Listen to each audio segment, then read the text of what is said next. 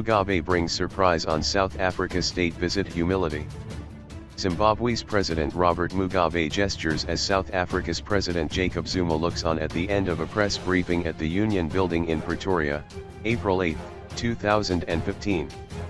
JAHANNESBURG.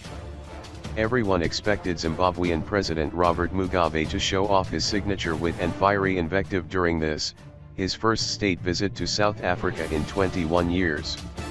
After all, this is a man who has publicly disparaged everyone from former British Prime Minister Tony Blair to former US President George W. Bush.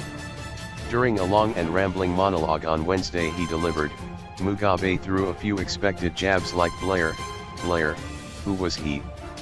Just the Prime Minister of Britain. I'm President of Zimbabwe.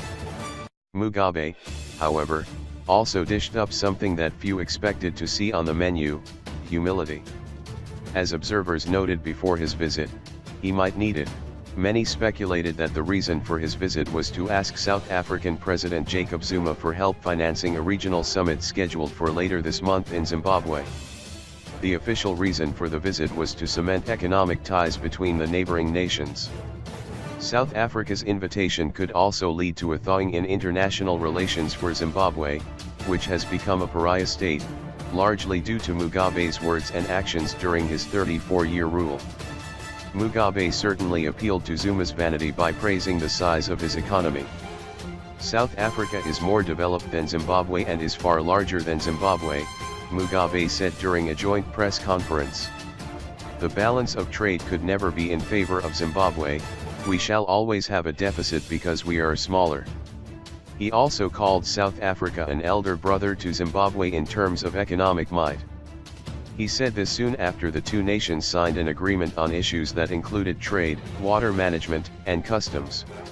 Mugabe also defended Zuma, who is under fire from his critics for a seemingly never-ending scandal over his alleged use of some $23 million in government funds for upgrades to his personal home.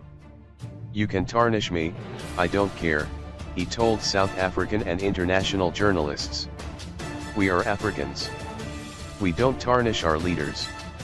In fact, Mugabe once tried to pass a law making it illegal to insult the president in Zimbabwe. It was overturned by the Constitutional Court in 2013. He then apologized to Zuma for the burden that Zimbabwe has put on its more prosperous neighbor. We owe you not just a gesture of thankfulness which we must express, but we owe you that thankfulness for the tolerance there has been on the part of the government here, as our people have really offended the system, jumping the borders and disturbing the social system here, he said. Where they have come as workers, we say thank you for giving that work. South Africa has the world's highest population of Zimbabwean expatriates. Some 200,000 of them are now trying to renew their asylum permits after fleeing in the aftermath of Zimbabwe's violent 2008 elections. Many Zimbabweans say they have moved to South Africa because of a lack of economic opportunities at home, for which many blame Mugabe, and because of the political climate in Zimbabwe, on which they blame him as well. Mugabe even showed that he was capable of laughing at himself, thanking the media for treating him as a real dictator.